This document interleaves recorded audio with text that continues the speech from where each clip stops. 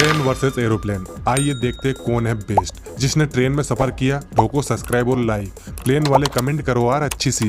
हाँ तो एक दिन में पूरे भारत में ट्रेन से 2 करोड़ लोग सफर करते हैं, जबकि प्लेन से 3 से 3.5 लाख। इतना कम तो हो गई, कहाँ ट्रेन का टिकट इतना सस्ता और कहाँ प्लेन का इतना महंगा। कईयों की तो सैलरी चली जाती है भाई। स्कोर 2-0, प्लेन ट्रेन के मुकाबले जल्दी आपको पहुंचा देता है।